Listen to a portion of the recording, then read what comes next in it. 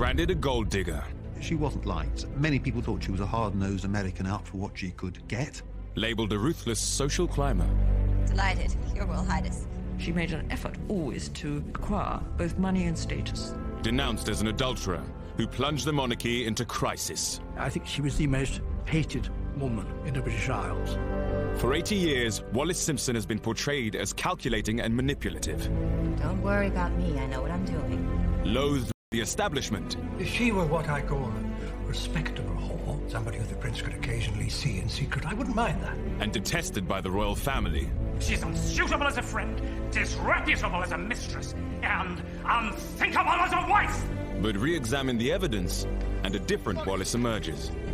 A victim, not a villain. If he abdicates, every woman in the world will hate me. The person in Britain will feel he has deserted them. She did not want him to give up the throne. She was perfectly prepared to step aside. Emotionally blackmailed by a king. We can't be together. If you leave, I shall kill myself, do you hear? Is that what you want? I shall kill myself! She really did not want to be saddled for the rest of her life with this desperately needy child. And almost destroyed by one man's obsession. She thought this was a harmless infatuation which perhaps might end, and she'd got in too deep and couldn't get out. Based upon private letters, diaries, and personal testimony, this is Wallis Simpson's life, from her point of view. People often wonder whether it was a great love story or a tragedy.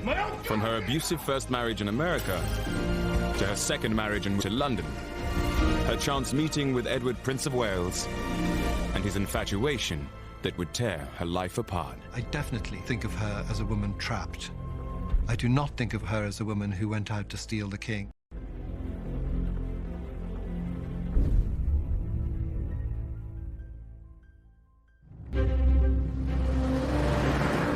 December 1936.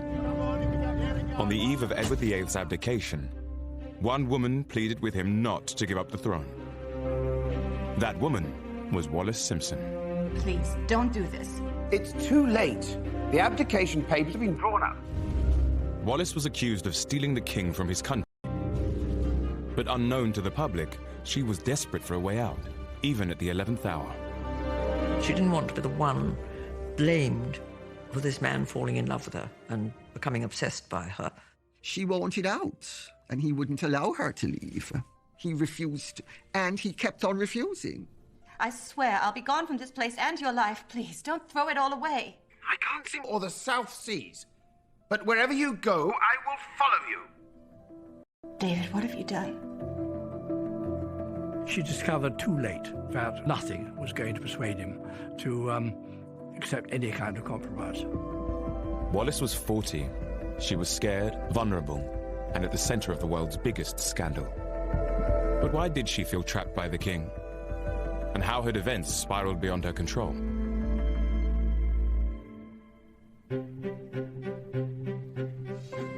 Wallis grew up in the U.S. city of Baltimore, the only child of Teakle and Alice Warfield. But it was her aunt, Bessie Merriman, who had the greatest influence on Wallis and inspired her social ambitions. You're about to become a Baltimore debutante, Wallis. You need to make your mark. Her Aunt Bessie always had great social skills, and all of the family had great social skills, including Wallis. I mean, she was brought up very much in traditional Southern mold, and it showed in her demeanor. What did your grandmother say? How will you ever grow up to be a lady unless you learn to keep your back straight? Ow. You need to suffer to get what you want. What do you mean? I mean, you must always have a plan. Aunt Bessie helped raise Wallis when her father, Teakle, was struck down with tuberculosis. Teakle had died young, so he hadn't been able to provide for her.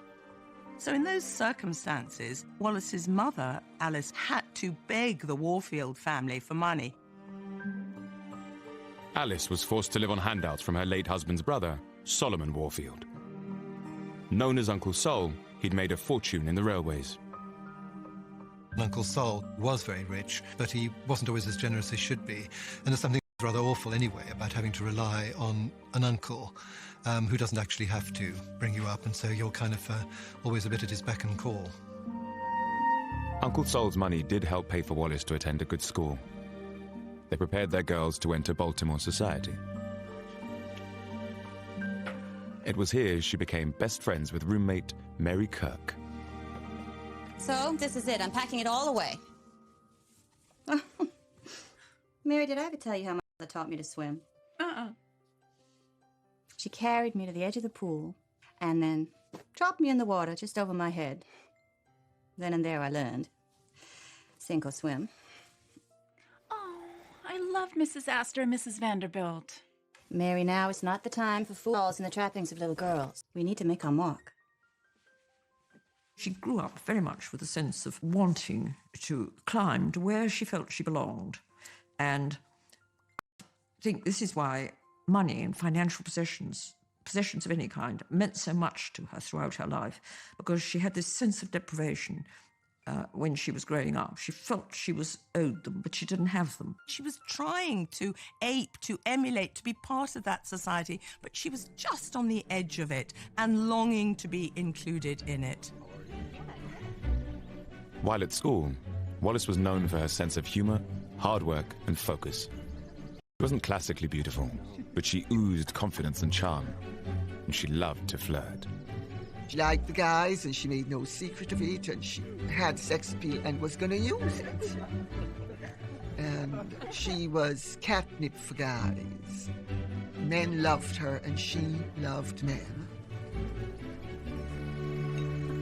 He's asked you to dance 3 times, and you've said no each time. I don't think he'll ask you again. It's fine with me. He's the handsomest boy here. But he doesn't have any money. Shame on you, Wally. Nice girls just don't say that. So what? So no nice dresses? No lovely apartments? Not even an automobile? Listen, Mary, the man I marry will have to have a lot of money. And I think to be really wealthy, not to suffer what Wallis saw it, the indignity that her mother had suffered by not having enough money, was what drove her. In 1916, Wallis was on holiday with her cousin in Florida when she met Win Spencer, a senior flying instructor in the U.S. Navy.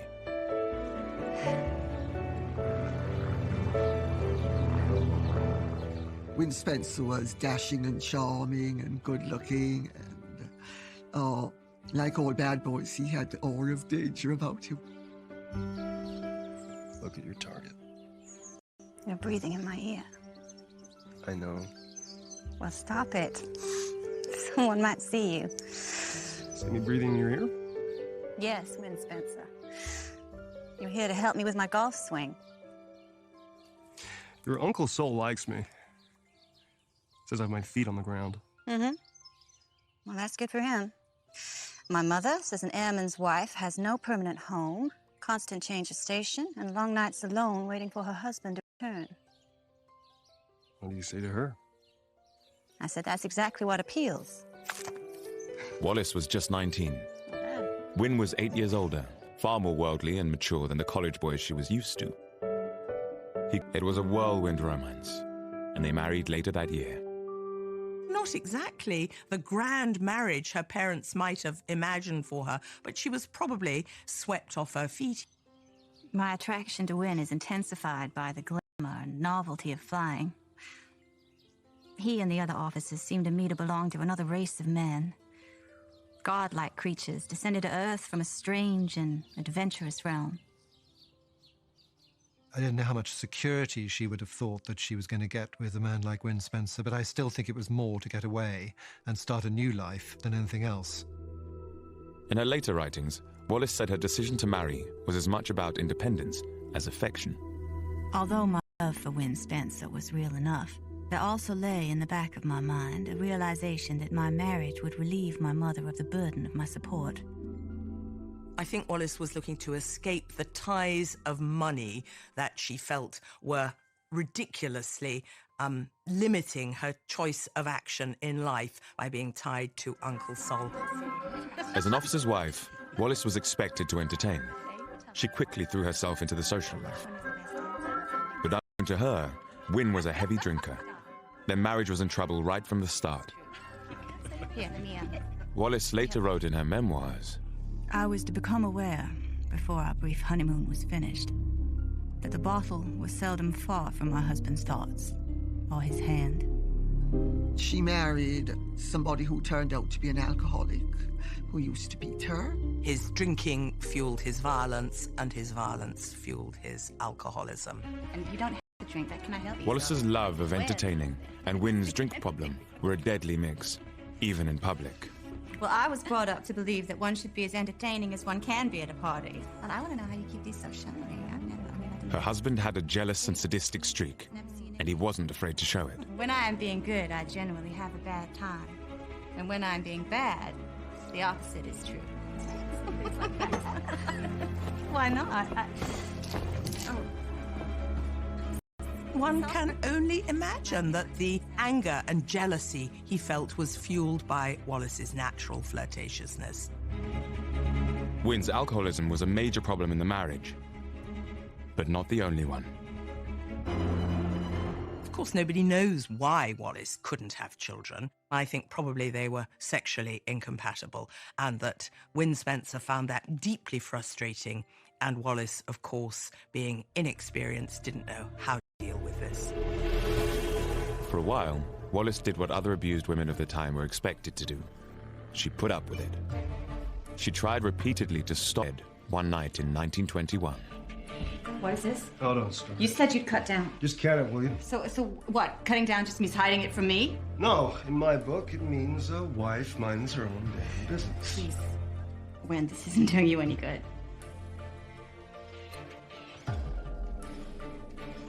I'm not gonna be told what to do in my own goddamn house!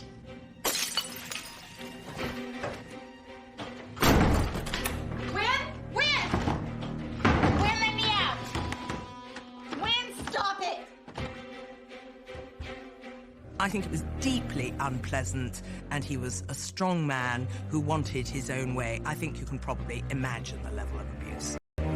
Wallis was desperate to leave her husband, but in the 1920s, divorce for a woman meant poverty and shame. For now, there was no escape.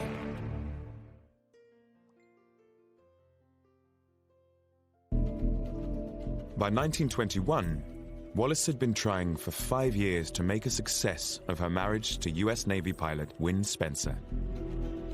But he was an abusive and violent drunk. She later wrote of feeling trapped. I had been brought up with the ancient beliefs that marriage represented ultimate fulfillment for a woman. And the realization that my marriage with Wynne was a failure was more than I could admit to him or to myself. I had to go on trying.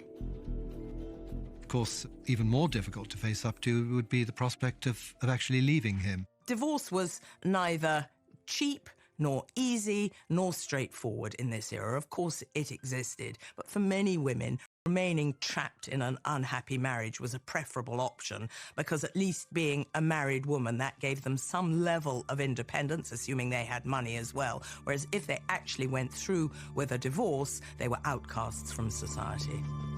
Divorce? Wallis, it's unthinkable. Wallis could see no way out. In desperation, she turned to her Aunt Bessie. If you persist in this, you're uncertain. I am trying to save the lives of two unhappy people. How can you urge me to stay in a relationship that's destroying us both? Being a successful wife is an exercise in understanding. Aunt Bessie, You must try again. No. Then agree to a temporary separation. Go away for a while. Let the dust settle. But whatever you do, do not get a divorce. Despite the advice, Wallis still wanted to end the marriage. But turning to her wealthy Uncle Sol, he was even more opposed to her plan. And by some accounts, she might have inherited millions of dollars from Uncle Sol. The more I think about the advice of the members of my family, the more it occurs to me that they cannot possibly understand what I'm going through, both physically and mentally. Aunt Bessie's conception of marriage is so absolute as to have no relevance whatsoever to my own unhappy situation. By 1922, the arguments with Wynne had become so bad, Wallis knew they had to separate, regardless of what her family thought. When Wynne accepted a posting to China, she chose to stay behind. But 2 years later, he wrote to her, begging for one last chance. She went back to Wynne, hoping against hope. If they changed country and changed location and changed place, all the problems would be solved. Well, of course, they never are. You take your problems with you, because you are the problem. Wallis sailed out to join her husband in Shanghai, but the hoped-for reconciliation turned into a disaster. For a couple of weeks, it was wonderful, and they had this amazing second honeymoon. And then he was crueler than ever. He took her to Chinese brothels, or as Wallis called them, Sing Sing houses. Come and join us, Wallis. For a humiliated Wallis, there was no going back. She resolved to divorce Wynne, whatever the consequences. By leaving Wynne Spencer, she was basically saving herself and setting out on a new path. And that can't have been at all easy for her, but I don't think she really had much choice. Just as he'd threatened, Uncle Sol cut her out of his will. Wallis would not receive a single cent. It is to Wallis's credit that she thought, no, I am not going to stay in an unhappy marriage where I'm being brutalized and where my soul is being destroyed, just to inherit this money. It was 1925, and Wallis was now on her own.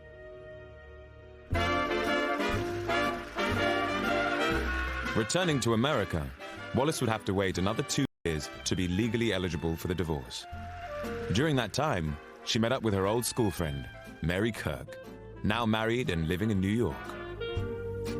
Mary would change the course of Wallis's life. This is Wallis, one of my oldest... Oh, not the O word, Mary, please. I meant dearest. Friends from school. She's just returned to us from China. And this, Wallis, is Ernest Simpson.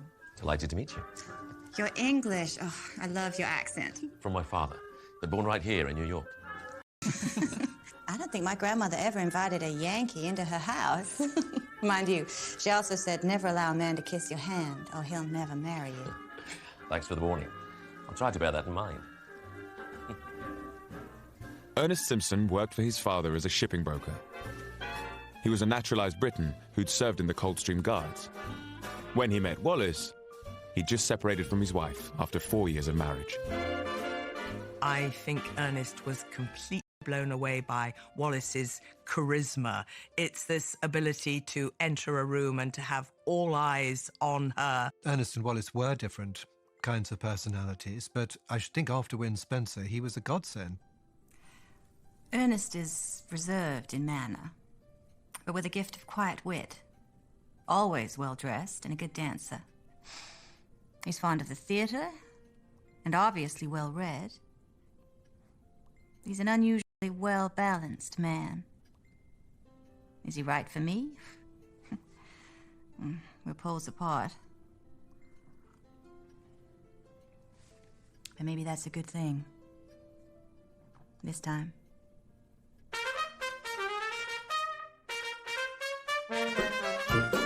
Wallis and Ernest's friendship became a love affair. Although she was wary of becoming emotionally involved, he was impatient. By December 1927, Ernest had a new job in the pipeline and plans for a new life. I've spoken to my father, and it's definitely happening. You knew it was coming. I want to run our London offices. So soon? Come with me. You're free, I'm free. We could... In what capacity? Well, as my wife. Wallis, will you marry me? Wallis didn't say yes straight away after Ernest proposed. After all, no woman says yes straight away. She wanted some time to think. This was a big decision. She asked her friends what they thought. And after all, she didn't want to make the same mistake twice. Well, if you're having doubts... Doubts are a luxury, Mary. Do you love him? I'm very fond of him. And he's kind, which will make a contrast to you-know-who. I think I shall settle into a fairly comfortable old age. You sound like you've given up. I just want to be looked after, Mary, and Ernest can do that. I can't go wandering the rest of my life. I feel so tired of fighting the world all alone and with no money. Definitely. The best and wise... The opportunity to start again in London because of his English parentage, and I think she hoped to put the past behind her, to entertain, to make a new life and a new start. Ernest and Wallis moved to England in 1928, marrying in Chelsea on the 29th of July. They moved into a spacious flat at 5 Bryanston Court, just off Marble Arch, taking on a maid, a cook, and a chauffeur. Both were determined to make a success of life in London. Thank you, Cynthia. That'll be all. But Wallis knew they were outsiders. She felt her American confidence and assertiveness might work against her.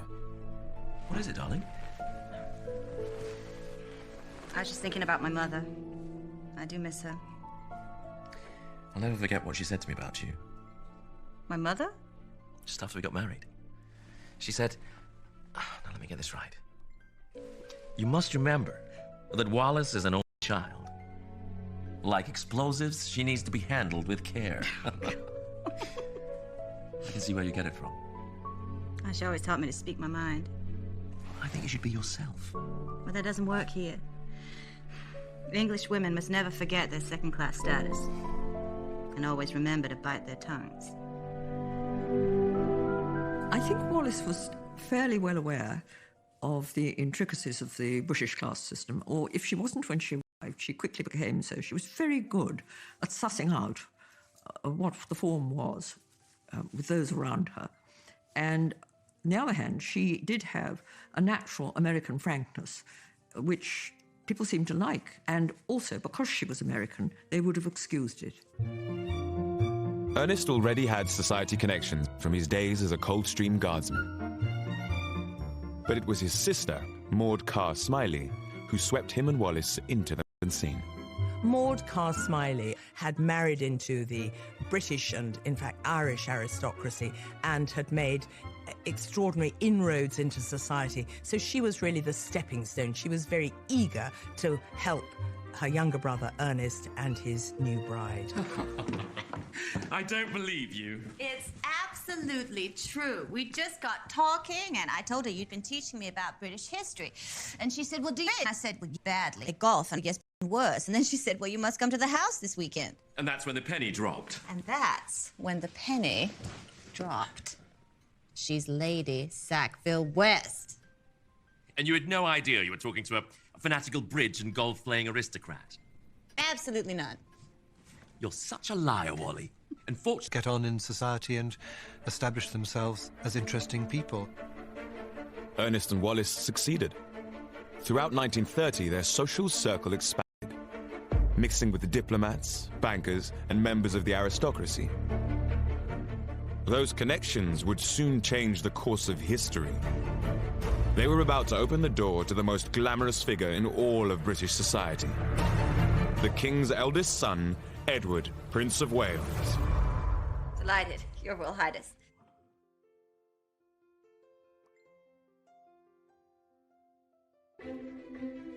1913. Wallis and Ernest Simpson had been living in England for more than 2 years, mixing with a set of high society friends. In December that year, they met Lady Thelma Furness. Although married to a Viscount, she was also the current mistress, or favourite, of George V's eldest son, Edward, the Playboy Prince of Wales.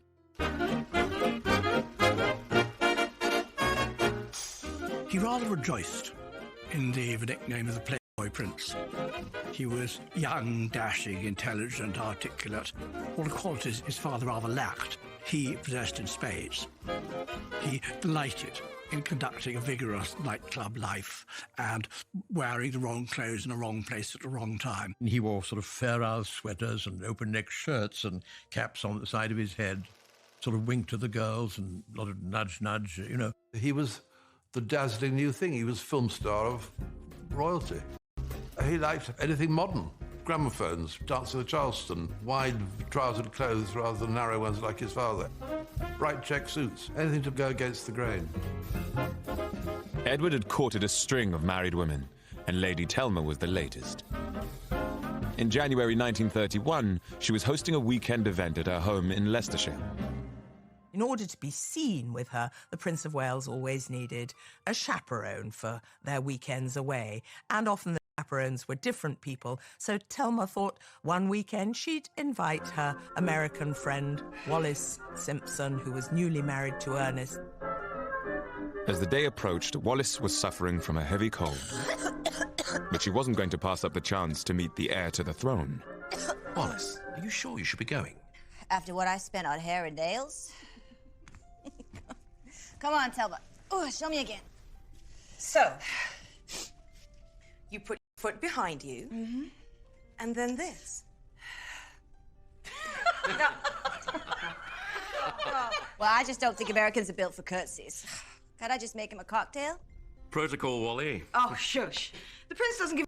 This was an enormous achievement for both Wallis and Ernest, and I think it's really important to understand that at this stage it mattered hugely to Ernest, who was a snob as far as he was concerned. To be introduced to the Prince of Wales was the pinnacle of his achievements. He was terribly proud of that. For the Simpsons, the day was memorable, but for the wrong reasons. When introduced to the prince, known as David to his family and friends, Wallis was typically forthright. Told you, like a darn freezer. Always skimping on the fires. Stiff upper lip means frozen upper lip. David, this is Mr. Ernest Simpson. Pleased to meet you. And Mrs. Wallis Simpson. Oh, no, please, please. Delighted, Your Royal Highness. My goodness, your hand is like ice. You must be missing your American central heating. I'm sorry, sir, but you disappoint me. In what way? Well, every American woman who comes to your country gets asked the same question. I'd hoped for something a little more original from the Prince of Wales. We're not so cosseted over here. We rather enjoy a bracing blast. Now, I do hope you enjoy your weekend. Why did I say that? He famously addresses this remark about things to do with central heating and all that sort of thing, and she was quite provocative with him. Wallis feared she'd overstepped the mark. You can imagine what a treat it was to meet the prince in such an informal way. I hope I didn't upset his sensibilities. In my experience, it is important for an American woman of my generation to be a bit different. Or in any case, interesting. Oh well. I doubt we shall see or hear of them again. But the Simpsons did get to see Edward again. Just a few months later, Lady Telma invited them to her house once more. And this time, Wallis was determined to make a better impression. Haven't I met this lady before? Cold hands can't curtsy. I trust you are acclimatizing to our chilly lives, free from central heating. Yes, indeed, sir. All the fox furs and cocktails do help. Good. Wallis was surprised and flattered the prince had remembered her. She was keen to get to know him better. Maybe we could invite the prince over for a cocktail one afternoon. Are you out of your mind? Oh, you're right. We'd have to build up to it gradually. I didn't mean that. Best to do it through Telma. He's the Prince of Wales, Wallis. Why on earth would he want to come to us? In fact, Ernest had underestimated the calendar, and in June that year, they were even presented to the king.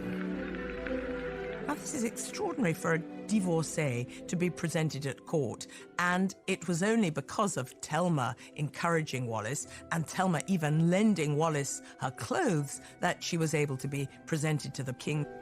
Following the ceremony at Buckingham Palace, the couple bumped into the prince again. By now, Wallis was bold enough to extend an invite. Mrs. Simpson, what a delightful gown. But, Your Highness, I understand that you thought the lights made us all look ghastly. I had no idea my voice travelled so far. Please, allow me to make it up to you. Could I offer you a lift home? Well, thank you, that would be perfect. Would you like to come up for a drink before continuing on? I'm afraid I have an early start in the morning. But I would very much like to see your flat one day. I'm told it's charming. It might give me some ideas to brighten up the fort. If you'd be so kind as to invite me another time. Of course. Please. But 6 months later, it was Edward who would extend the invitation. In January 1932, he asked them to a weekend gathering at his own home, Fort Belvedere in Windsor Great Park. The atmosphere at the fort was one of resolute frivolity. Everyone was there to have a good time. Well, here we are, darling.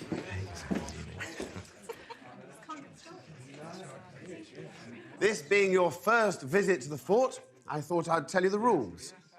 There are none. Stay up as late as you want, get up when you want. David, I feel like dancing. Put on a record.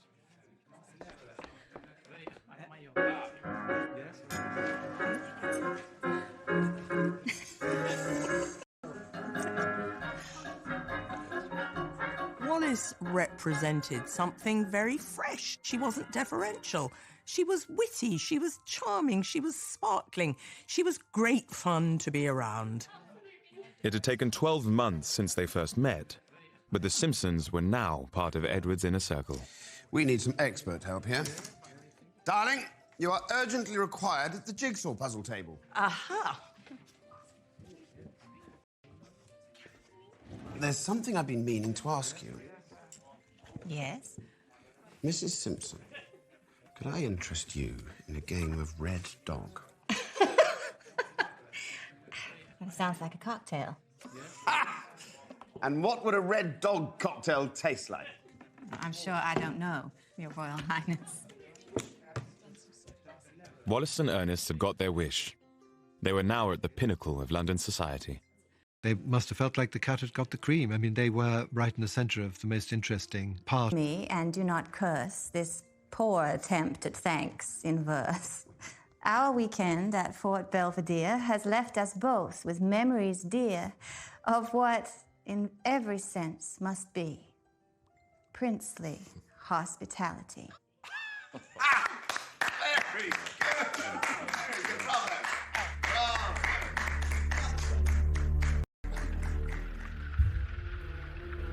But just as they reached the top of the social ladder, the Simpsons' finances suffered a dramatic downturn. The Great Depression of the 1930s was tightening its grip, and Ernest was feeling the squeeze. No, the shipping industry certainly suffered, and Ernest was constantly short of money, to the point where actually they thought they couldn't afford to keep on the flat at Bryanston Court. Ernest took out personal loans from his company, but reserves soon ran dry. He tried to rein back the couple's spending, but that led to tensions between them. The real problem that Wallis faced was not whether or not she could fit into this group and make her mark within it, which she certainly did. The real problem was finding the money to pay for it, to reciprocate. And, of course, that was something that, on Ernest's income, they couldn't begin to do. Why did you do that?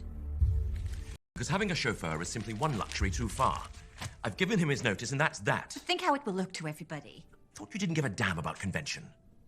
We don't want to change our way of living now that we're all installed and meeting new people? Well, yes, but What?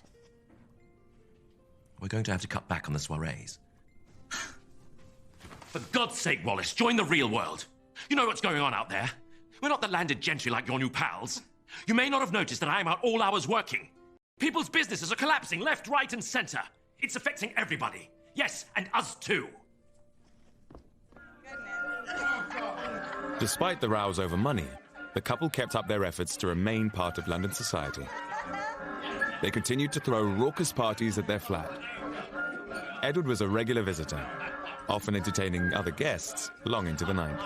He liked to play the bagpipes and kind of march in and out of the rooms doing that, and it wasn't probably exactly what everybody was expecting, but I'm sure it was all huge fun. I don't know. What is he doing? So these are bagpipes. The what? This is for you. Bagpipes. This is Oh, David, stop it! Oh, my. Never. Although the prince was still seeing Lady Thelma Furness, their relationship was starting to peter out. He was getting bored. and she knew it. The prince was fundamentally fickle. For Thelma, the timing couldn't have been worse. She was about to travel back to America to be with her sick mother, leaving Edward on his own for months. What's the matter? Come on, tell me. I think the prince is losing interest in me. Don't be silly, Thelma. You're still the Princess of Wales. He's gonna be lonely while I'm away. Wallis, won't you look after him? See he doesn't get into mischief. He'll be busy. Busy missing you.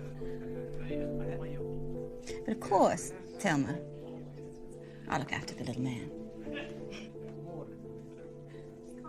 Thelma made the great mistake of asking her good friend Wallis to protect her interests and entertain the Prince of Wales while she was away. God, talk about folly. In Thelma's absence, the prince's relationship with Wallis changed dramatically. Even though he counted her husband as a friend, he was clearly attracted to her.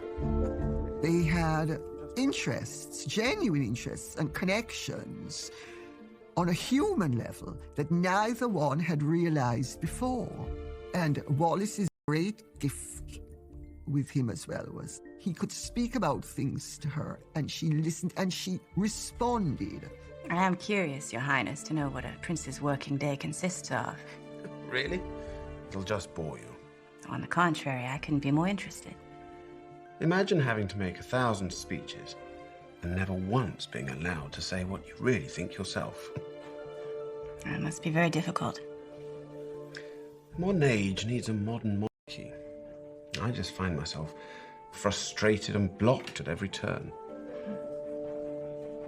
You know, Wallis, you're the only woman who's ever shown any interest in my job.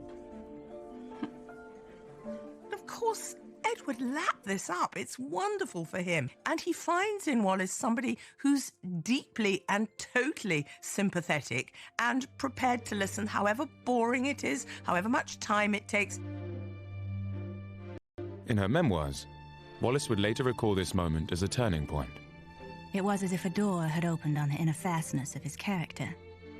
What I now saw in his keenness for his job was not dissimilar to the attitude of many American businessmen whom I had known. I sensed in him something that few around him could have been aware of. A deep loneliness. Soon Edward would... He fixed upon her with an obsessive compulsiveness that swept everything else aside.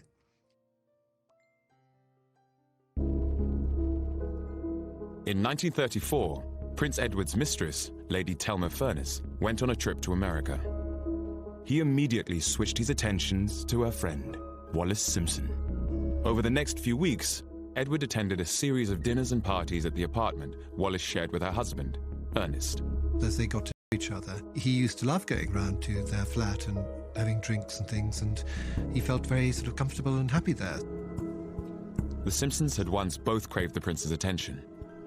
Bye. But now, Ernest was starting to tire of constantly entertaining him. Was that him, again? Yes.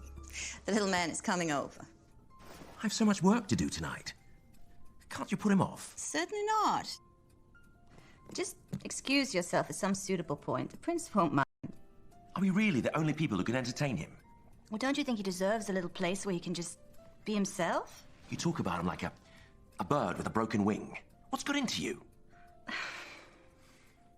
It's a very difficult thing if the Prince of Wales's eye falls upon your wife. What do? Do you prevent her from being his friend in any sense at all? She would have been much more difficult to take up with if she had not had a complacent husband.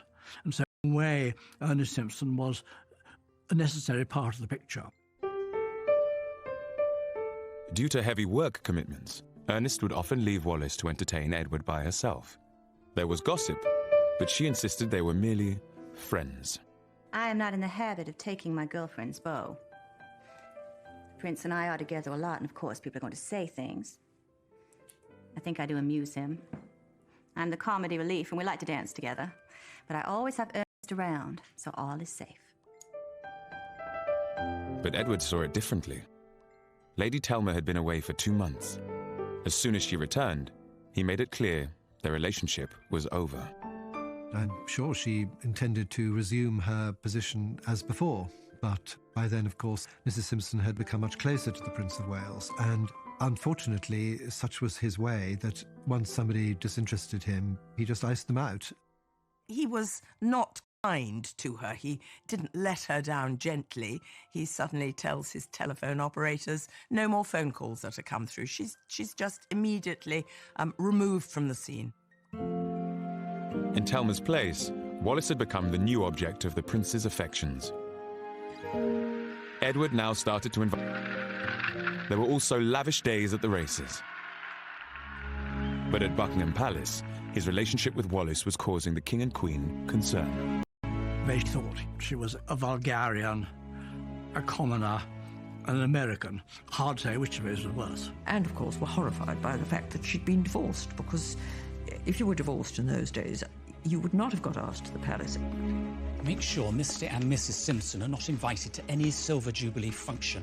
And I don't want to see them in the royal enclosure at Ascot. The king thought Wallis had an extraordinary hold on his son and heir. Not surprisingly, he was suspicious of her. They assume she must be someone who's interested only in what she can get and in money. They absolutely fail to understand, actually, that it's Edward who is the needy one in this. They made it perfectly clear that they didn't want to have anything to do with her. She follows no protocol except the protocol of a gold digger fresh from the colonies. She's unsuitable as a friend, disreputable as a mistress, and unthinkable as a wife! In spite of his father's opposition, Edward's feelings for Wallis grew deeper and more visible. He showered her with expensive clothes and jewelry. To everyone in his close circle, it was obvious she'd become the prince's new favorite. I can find no good reason why this most glamorous of men should be seriously attracted to me. I'm certainly no beauty, and he has his pick of all the beautiful women of the world. Maybe down to my American independence of spirit. Who knows? What a bump I'll get when some young beauty appears and plucks the prince from me. Anyway, I am prepared. I don't think that Mrs. Simpson ever really thought that whatever actually happened. She thought when she'd be dumped, because that's what happens to royal mistresses. But there was no breakup. In summer 1934, Edward invited Wallis on a holiday cruise aboard the Rosaura yacht. With Ernest away on business, she was joined by her now 70-year-old Aunt Bessie. Arriving home, Bessie gave Wallis a... Prince is rather taken with you, isn't he? What makes you say that? I see the way he looks at you. Well, I'd like to think he is fond of me. If you let yourself enjoy this kind of life, it's gonna make you restless, unhappy with everything else. You don't know what you're talking about. I'm having a marvelous time. Don't worry about me. I know what I'm doing. It's your own way. But wiser people than you have been carried away with such opportunities. I see no happy outcome. Whatever her denials at the time, Wallis had moved into uncharted waters. In her memoirs, she recalled, Perhaps it was during those evenings off the coast that we crossed the line that marks the indefinable boundary between friendship and love. But in the months following the cruise, the prince's relentless pursuit of Wallis began taking its toll on Ernest.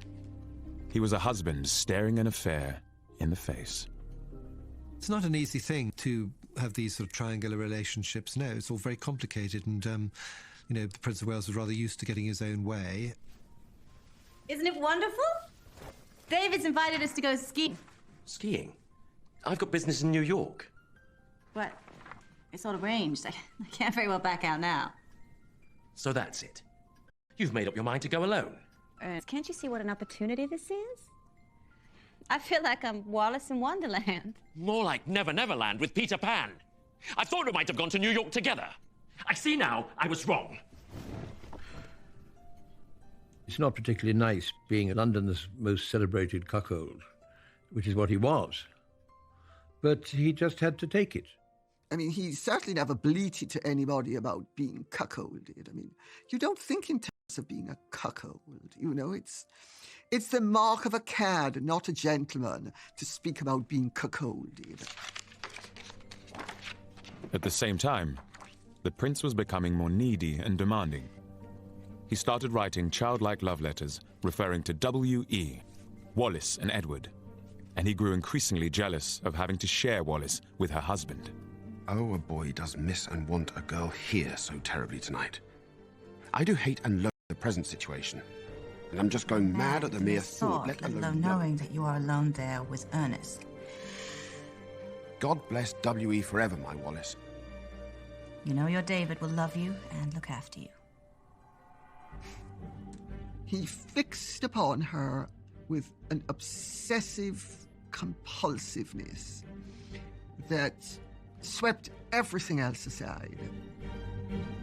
Wallis was protective of Ernest. She felt the prince was coming on far too strong. David, dear, I was and am still most terribly upset.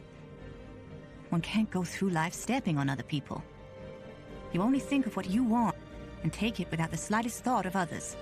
She argues with him. She says, for goodness sake, understand, this I'm married to. By the end of 1935, Wallis's attempts to keep both men happy had grown more difficult. But it was at the start of the new year that matters would come to a head. On January 16th, George V fell seriously ill. Edward Travell died. His Majesty the King passed peacefully away at a few minutes before 12. He whom we loved as king. Wallis? It's all over. David, I'm so very sorry. I can't tell you what my own plans are. Everything here is so very upset. But I shall fly to London in the morning and will telephone you when I can. Godspeed, David.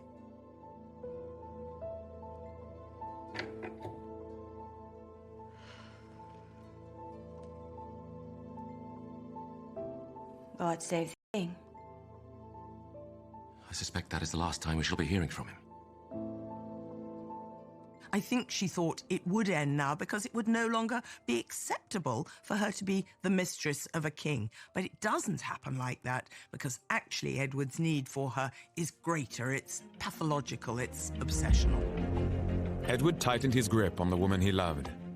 As he prepared to be crowned king, he was determined that Wallis should be his queen. Britain was about to be engulfed in crisis. If the government is opposed to our marriage, then I am prepared to go.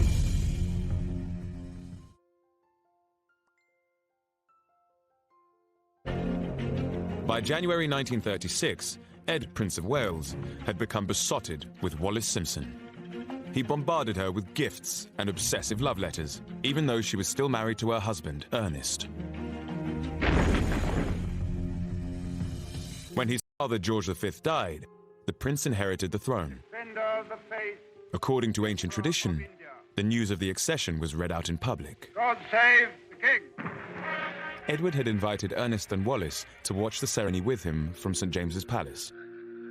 As Ernest stood in the background, Wallis had a front row seat. Do you have a good view? Costumes are so fancy. Like a pack of cards.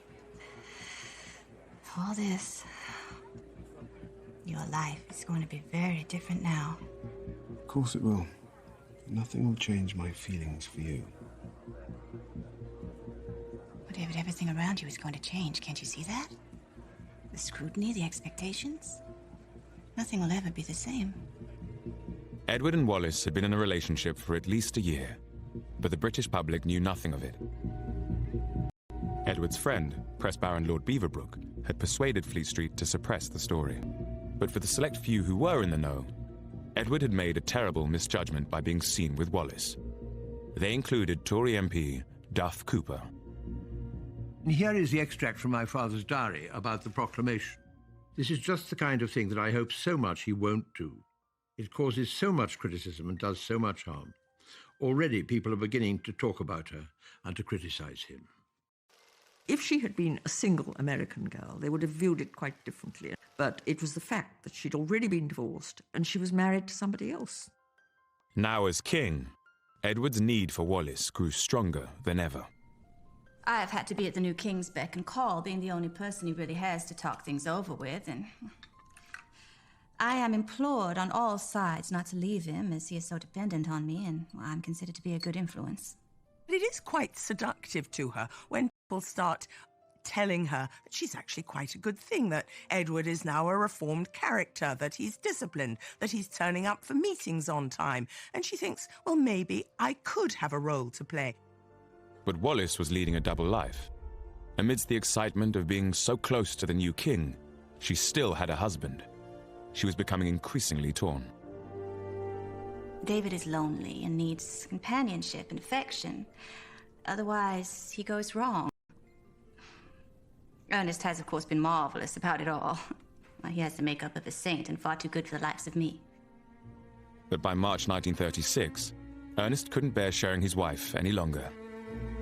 While Wallis was away in Paris, he went to confront the king, accompanied by his friend, the Reuters news chief, Sir Bernard Rickerston-Hadd. Edward's response stunned them both. Does she know you're here? Of course not. Far more expedient to decide this between us. It seems quite clear to me. Choose between the two of us. Sit down, Bernard. I want you to hear this as well. What are your intentions towards her? You sound like a dowager aunt. I only have her interests at heart. And you think I don't? How can you? Tell me this. Do you intend to marry her? Do you think I'd be crowned without Wallis by my side? Listen, Ernest, we both want the same outcome. Security for Wallis. Give her a divorce, and I promise to stand by her no matter what. Now, old man, do we have an agreement? Ernest had no idea the king had plans to marry his wife. He was torn between loyalty to the throne and a sense of pride in his own wife. And when it came to the point, he really put loyalty to the throne first. The husband, if he's a gentleman and his wife is prepared to have an affair with the king, the protocol is that he steps aside. Wallis found out about the king's demands as soon as she returned from France. Ernest, and she didn't want to marry David. She wanted to keep the status quo. She wanted to be Mrs. Ernest Simpson, mistress of the Prince of Wales, then of the king. But the king had made his decision, and Ernest felt powerless to fight it. Wallis, too, could find no way of changing Edward's mind. Over the coming weeks, she began to accept that divorce was inevitable. I have been under a most awful strain with Ernest and His Majesty for the past year and a half.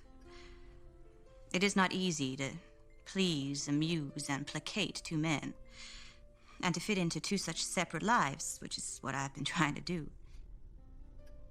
Ernest will find his feet. He is a strong and noble character and a wonderful friend to me, and I feel he should have the chance to find happiness again. Ernest moved out of the couple's London flat in the spring of 1936. But in recently unearthed private letters sent at this time, their continuing deep feelings for each other are evident.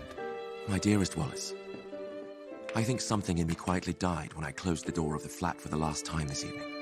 I have no tears left to shed. I know that somewhere in your heart there is a small flame burning for me. Guard it carefully, my darling, and don't let it go out. If only in memory of the sacred, lovely things that have been. Someday I pray God will fan it into a blaze again. And bring you back to me. Too late. Ernest and Wallis recognize what they've lost and what they've thrown away. In Wallis's desire to reach for the stars, she's burnt herself. She's reached for too much. And I think she realizes that too late, that she's spoiled the relationship she had. With Ernest gone, Wallis felt she had to move on. She started spending more time at Fort Belvedere, the king's private residence in Windsor Park. Over the coming months, their love affair now blossomed. but was still kept secret.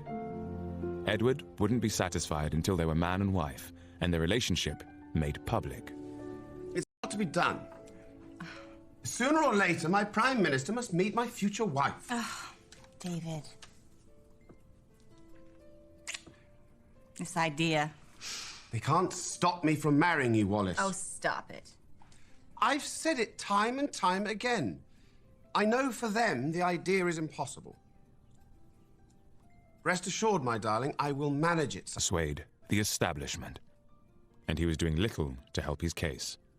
There are certain rules as to how monarchs are supposed to behave, and Edward VIII did not obey those rules. Official government papers sent to the king would often return with ring marks over the pages, where cocktail glasses had been set down on them.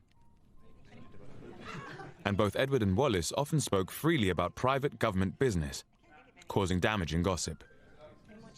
The king often asks me to read him government papers from the dispatch box. It helps him unravel what's going on. She's right, you know. It is all so dreadfully complicated. But I've said to him, he's the one who has to master the points in them, not me.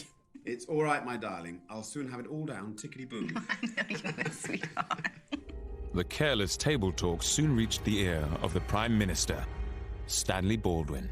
The relationship between the government and the palace was particularly important at this time because it was a time when the general population upheld the royal family as guardians of British virtue and decency and duty. And these were things which Edward was not embodying.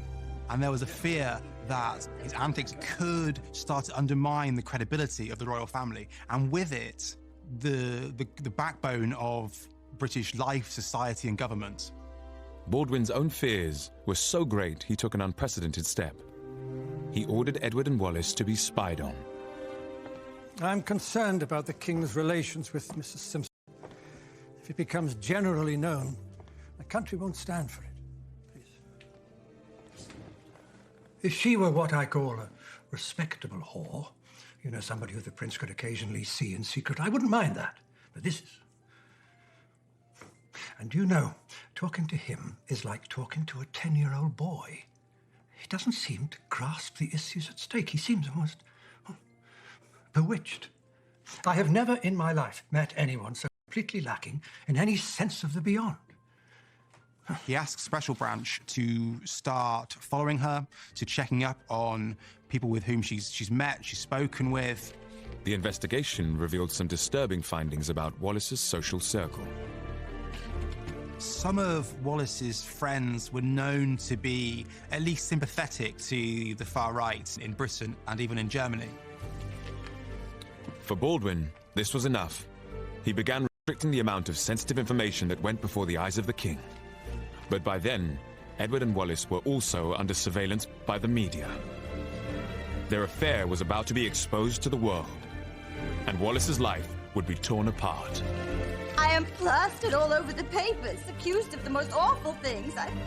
Can't you see? We can't be together.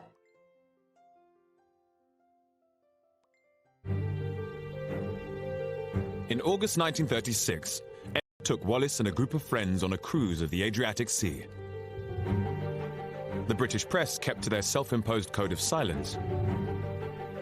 But the sight of the king cavorting with Wallis, in flannel shorts and no shirt, was gold dust to the foreign media. The story of the relationship was about to go global. The international press made hay with this. You can't imagine a better story of an unmarried king with his girlfriend, who still at that time is married to someone else. And it was a public relations disaster of the worst kind.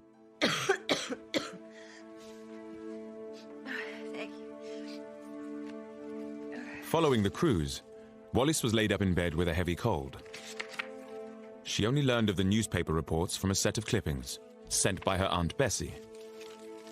The American press had whipped up a royal scandal and blamed it all on her. She hadn't really faced up to the appalling social consequences that would ensue from her relationship with the king. And I think when it did happen, her first reaction was, oh my God, what do we do about it? And I think quite genuinely, let's call it a day. This is all too damaging, too difficult. Don't let's go on any further. Panicked by the coverage, Wallis pleaded with Edward to end the affair. Have you seen what they're saying about me? It's just awful for words. Some cheap dinner table conversation. David, we can't go on. I just want it to end. Don't be silly, darling. I am plastered all over the papers, accused of the most awful things. I can't do this. I'm going back to Ernest. Have you lost your mind? It was better with him. Safer. What are you talking about? I shan't stand for it. I need you here by my side. David, can't you see? We can't be together. You and I can only create disaster together. I shall never give you up. Never! Darling, please. Be realistic. You know I sleep with a gun under my pillow. Oh, David, stop it.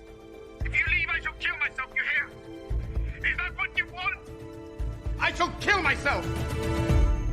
I think if we're looking at how Wallis felt at this point, she was almost distraught at how it had played out. She really did not want to be saddled for the rest of her life with this desperately needy child. She thought this was a harmless infatuation, which perhaps might end, but would be very nice while it lasted. And she'd got in too deep and couldn't get out. Events were now moving quickly. Shortly after away from the king, and depressed about the continuing hostile gossip, she once again begged him to reconsider their future. David, dear, this is really more than you or I bargained for. Do you still want me to go ahead, as I feel it will hurt your popularity in the country? Isn't it best for me to steal quietly away? I can't help but feel you will have trouble in the House of Commons and may be forced to go. I can't put you in that position. I feel like an animal in a trap. There are many instances of her writing to him saying, please, please leave me, please leave me.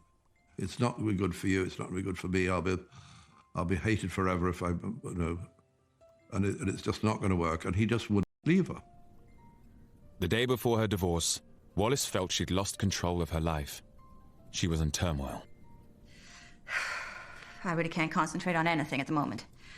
I've had so much trouble and complications with everyone, and I feel small and licked by it all. I can't think what sort of a mess I'm leaving for. I feel sorry for myself.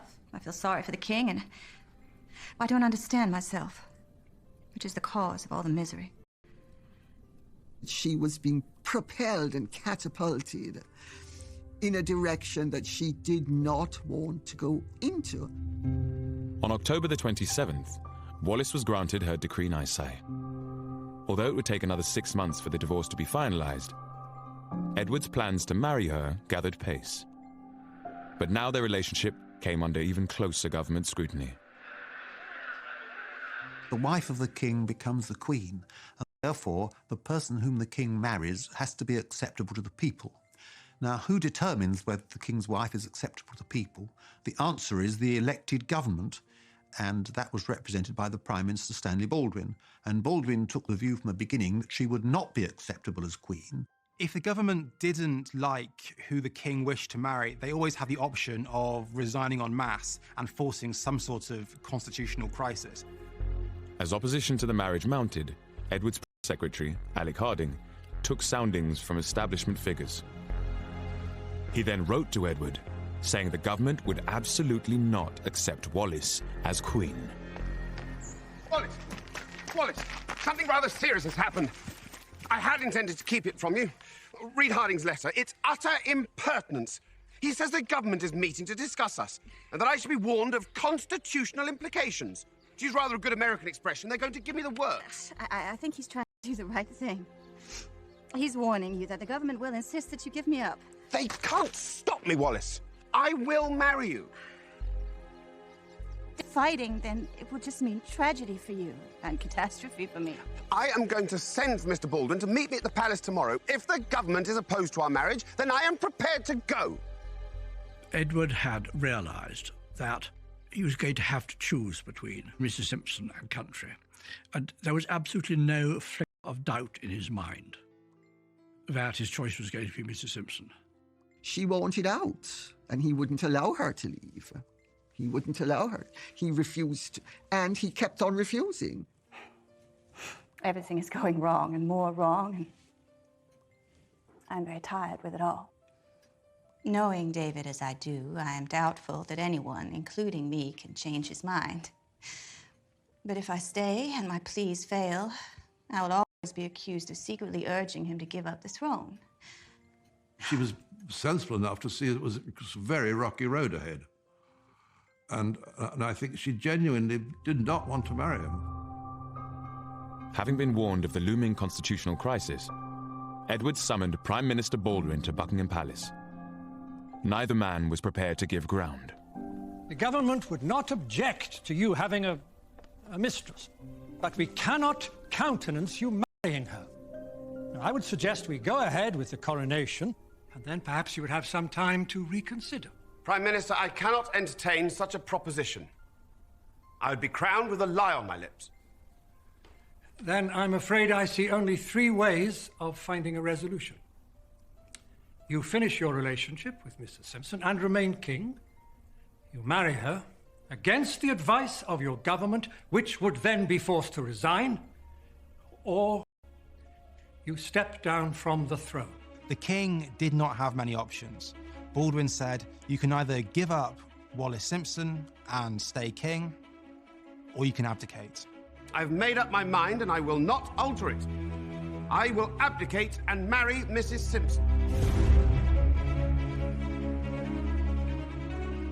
Edward's decision was unprecedented. The British newspapers could no longer keep quiet.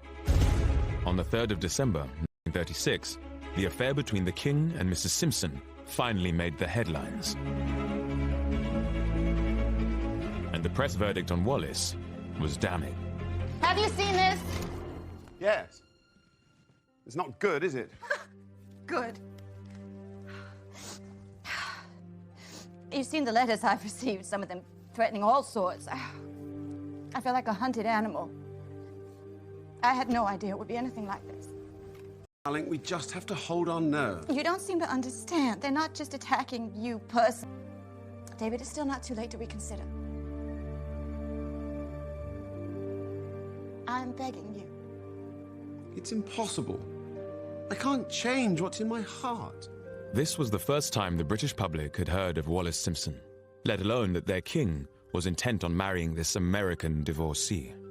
I think she was the most hated woman in the British Isles and seen as a wrecker, a destroyer, a thief. Wallis is a terrified woman. She gets poisoned pen letters, and every time she opens the door, she finds a posse of photographers, of paparazzi waiting for her, and she thinks whenever a flashbulb goes off that this is someone about to take a pot shot at her. Unable to cope with the open hostility, Wallis had to escape. I imagine it'll be some time before we're together again. You must wait for me, no matter how long it takes. I shall never give up. Never. Wallis fled Britain to stay with friends in France, hounded by the press all the way. I think she made a tactical error in leaving, because once she left, David could do exactly as he pleased, and did. Wallis's Aunt Bessie had been visiting her niece when the news of the affair broke. In spite of everything, sir, are you really determined to marry my niece? I am, Mrs. Merriman. Even if it means giving up the throne? I cannot, with a full heart, carry on my duties in this loneliness that surrounds me. Wallis will be blamed, perhaps even more than you. Her reasons for going away, I am sure, are to make it easier for you. How can separation make things easier? You can always marry someone else. But if you step down from the throne, you can never again be king. He made it perfectly clear that if the price he had to pay to have her was his throne, he would pay that price without any hesitation at all. Edward was keen to explain his predicament to his subjects, but protocol demanded he needed the permission of the Prime Minister. I want to appeal to my people. A radio broadcast, perhaps. Tell my side of the story. But such a broadcast would be impossible without the consent of the cabinet. Every single utterance your Royal Highness makes must be on the advice of ministers, who would then take full responsibility for every word, and that will not be forthcoming. Now holed up in the south of France, Wallis was in despair. The attention from the press didn't let up, and the poison pen letters kept coming. The letters I receive are so cruel. I said to David, it is too heavy a burden for me to carry. The British people are absolutely right in not wanting a divorced woman for a queen. If he abdicates, every woman in the world will hate me. And every person in Britain will feel he has deserted them. She didn't want to be the one blamed for this man falling in love with her and becoming obsessed by her. Wallis made a final desperate phone call to the king, but once again, he refused to let her go. Listen to me, David, please. Don't do this. It's too late. The abdication papers have been drawn up. Cabinet met twice today, and I've given them my final word. I will be gone from England in 48 hours. David, I'll leave. I swear, I'll be gone from this place and your life. Please, don't throw it all away. I can't seem to make you understand. You can go where you want. China, Labrador, or the South Seas. But wherever you go, I will follow you. David, what have you done? She discovered too late that she had become involved with the most obstinate man in Europe, and that nothing was going to persuade him to accept any kind of compromise. At long last, I am able to say a few words. On the 10th of December 1936, Edward signed the instrument of abdication. A few hours ago. The following day, he was allowed to address the people of Britain and the Commonwealth. That I have found it impossible to carry the heavy burden of responsibility and to discharge my duties as king as I would wish to do without the help and support of the woman I love. After just 11 months on the throne, King Edward VIII's reign was over. He and Wallis would now become outcasts.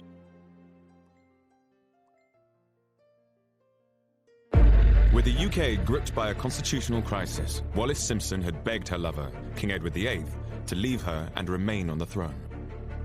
But he insisted he couldn't remain monarch without her by his side. Following his abdication, Edward was made Duke of Windsor by his brother, the new king, George VI. He left England and stayed with friends in Austria, separated from Wallis until her final divorce papers came through. Wallis remained in France, hiding from the press, ground down by the events of the previous months. I have fallen back, exhausted by the struggle to prevent this great tragedy. I feel so small in failing to make him stay where he belonged. And now the world is turned against me because I fought a losing battle. She didn't want to be... Recently discovered letters revealed that Wallis was an emotional wreck. Even as she contemplated her future with Edward, she wrote to her ex-husband Ernest, still showing such strong feelings. Dearest Ernest, I wake up in the night and think I must be lying on that strange chaise longue and hear your footsteps coming down the passage of the flat. And there you are, Evening Standard under your arm. I can't believe such a thing could have happened to two people who got along so well. Make your life again with Kay. You are so good and sweet. My dearest love to you, Wallis. It was a very tangled web, and I think what the letters reveal is a lot of fear, a lot of vulnerability, a lot of greed, all the human emotions, but too late, Wallis recognized that actually Ernest offered her the real sort of love that she craved. In May 1937, Wallis's divorce was finalized. Edward immediately traveled to France to be with her. A week later, they listened to his brother's coronation together. I, George VI, do solemnly and sincerely. I can feel the drawbridges coming up behind me. I've taken you into a void. Oh, David. And declare that I am a faithful... Let's look for a house in Paris. I don't want to go back to England while Bertie's finding his feet.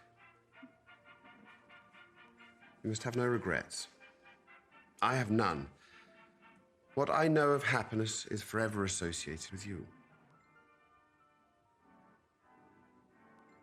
I don't know if she actually looked forward to the marriage, but I think she'd begun by now to realise that it was completely inevitable, because what else could she do? Once he gave up his throne for her, she felt unbound to marry him. As their wedding preparations got underway in France, Edward and Wallis realised just how cut off from British society they'd become. It was made pretty clear in that way the establishment has that it was not a good idea to go to that wedding. At least he might be allowed to marry her in England. He wasn't. And then he hoped when he was going to be in France, he still hoped that some members of the family would come, and none did. So it was a very sad, disappointing affair. I mean, my heart really does go out to her, you know. She hadn't asked for all this. In a further snub, the royal family decreed that despite the upcoming wedding, Wallis would not be granted the title Her Royal Highness. Wallis! They're not giving you the HRH. Why in God's name would they do that to you? We know your family doesn't approve of me. Here, it's this bit. I hope this painful action that I've been forced to take will not be considered an insult. Well, it blasted well is an insult. To you and to me. The worry on the part of the royal family in Britain was that after all she'd had a pretty rackety past. Suppose this marriage didn't last and she was starting to flaunt her Royal Highness title around American nightclubs with all sorts of unsavoury people. I think he was shocked and horrified to find the extent to which he was ostracised, in which it was made very clear to him he would not be welcomed back. On June the 3rd, 1937, the full extent of the establishment's ruthlessness became clear. Only 7 guests came to the wedding of a man who had been the King of Great Britain and ruler over a quarter of the world. He found a dodgy clergyman who was prepared to come out and perform the wedding, and there were just a handful of friends, and it must all have been extremely depressing. If they ever needed any evidence as to how things were going to be in the future, they certainly got it that day. There is a sense in which an empty chasm yawns. What on earth can they do with their lives from now on? At the outbreak of World War II, Edward was made governor of the Bahamas. But when peace came, he resigned, and no further official position was offered. He and Wallis returned to France, setting up home in a rented mansion in Paris. For the next 3 decades, they effectively lived in a self-imposed exile. He could have come back any time he wanted, but he made it quite clear that he would not come back unless his wife was made a Royal Highness and received by the King and Queen, and this was recorded in the court circular. And they did neither of those things, so he stayed away. And he went on staying away for the rest of his life, basically. Cut off from British society, Wallis had to invent a new life with Edward. She used to say his day had been managed from he was a baby down to the last second. All of a sudden, there were no private secretaries, equerries, lady clerks. There was this tremendous void. And she had to create a way of life for them that filled these voids and filled his diary. And Wallis did just that, coming up with a plan that would take the world by storm. She realized that her and Edward had marketability. They were at the center of what became known as the greatest love story ever told. In the 1950s, both the Duke and Duchess published their memoirs. These became instant bang. It was on their terms. They became fashion icons, invited all over the world as guests on the A-list celebrity circuit. She dressed beautifully with all the best designers, and, I mean, books and books have been produced about the Duchess of Windsor as a woman of style. She was a master at telling couturiers how she should look. I think she was a very great influence on clothes at the time. And of course, American magazines loved her. They were their royalty. After transforming herself and her husband from shamed outcasts to style icons, Wallis had at last found the fame and adulation she desired. Darling, I only ever look left. I don't suppose you know who Marilyn Monroe's publicity agent is. I have all the newspapers each day, and I see she's pushed me off the front pages. Still, we'll soon be back on top. They ended up having a very glamorous life, and it gave him something to do. And this was, in any event, the life that she had been born to and brought up for. And she simply had it on, in some ways, a rather more famous level than she would have had it had she remained Mrs. Ernest Simpson. Just as she had learned to do as a child in Baltimore, Wallis always made a memorable entrance and a lasting impression. She could not have been more polite. She took the trouble to remember my name, which was extremely unimportant. Third secretary is very flattering. She just appeared at our table and she said to me, "Hi, I'm Wallis." I always curtsied to her as well as to him, because I was of the view that she was Her Royal Highness, the Duchess of Windsor, irrespective of any ruling to the contrary. She talked and talked and talked about that. She told me the whole story of the whole abdication. And I thought, my God, I must remember this. I'm getting this out of the horse's mouth. You know, this is absolutely extraordinary. It's wonderful. Of course, I'm far too drunk. I remembered absolutely nothing the next morning at all. But the Duke and Duchess's new lease of life arrived late and didn't last long. In the late 1960s, Edward was diagnosed with throat cancer. He died in Paris on the 28th of May, 1972. After the Duke died, the maid and the butler both said to me she was very lost. She'd become extremely dependent on him. She was so used to having him around. Where else would she have got that level of adoration from? Dear, dear David, my own sweetheart. A girl and a boy used to be so happy together. God bless W.E. forever, we used to say. Edward's body was flown to England to be buried alongside his family at Frogmore in Windsor. After 40 years, but it was an awkward royal welcome. Wallis, of course, is invited, but she still felt herself a complete outsider. She didn't feel any warmth. In the years after Edward's death, Wallis grew frail. She suffered from dementia and was often heard talking about the abdication, as if she was living through it all over again. We can't be together, David. You and I would only create a disaster together. David, listen to me. Please don't do this. People will say that I could have prevented it. Isn't it best that I steal quietly away? She was kind of cast into a sort of abyss in a way. She was had lost the purpose of keeping things going for him, and it all kind of fell apart. Our position is hopeless. For you to go on fighting the inevitable would only mean tragedy for you and catastrophe for me. She didn't have any family. She didn't have any children. She didn't have any close friends. She just had a few hangers-on. In 1975, Wallis suffered a severe internal hemorrhage from which she never fully recovered. The last 10 years of her life were as a virtual prisoner in her own home. On the 24th of April 1986, Wallis, Duchess of Windsor, died, aged 89. I don't think Wallis died a happy woman. I think if she looked back on her life, she felt a sense that she hadn't quite fulfilled the promise she made herself as a young girl. She was honourable and decent, and, you know, she made the best of a bad deal and made as good a job of it as she could. She was taken up by this man who really was not up to her standards intellectually. I think having 3 meals a day with the Duke of Windsor must have been an absolute nightmare. I suppose ultimately I do think it's sad that she didn't aspire to achieving something on her own terms, ultimately always playing second place to a man. He was the open sesame to a new and glittering world that excited me as nothing in my life had ever done before. I sought no place in history, but would now be assured of one. An appalling one, carved out by blind prejudice.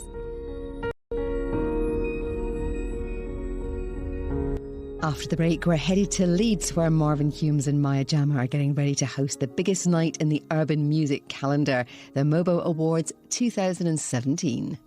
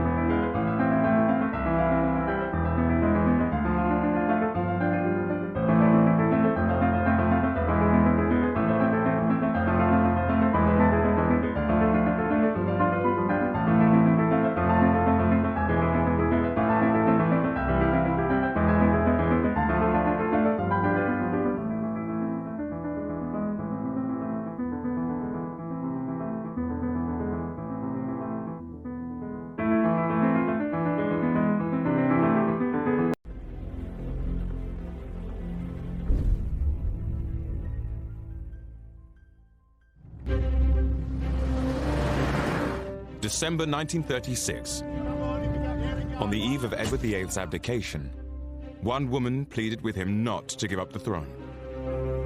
That woman was Wallis Simpson. Please, don't do this. It's too late. The abdication papers have been drawn up. Wallis was accused of stealing the king from his country. But unknown to the public, she was desperate for a way out, even at the 11th hour. She didn't want to be the one blamed for this man falling in love with her and becoming obsessed by her. She wanted out, and he wouldn't allow her to leave. He refused, and he kept on refusing. I swear I'll be gone from this place and your life. Please, don't throw it all away. I can't see or the South Seas. But wherever you go, I will follow you. David, what have you done? She discovered too late that nothing was going to persuade him.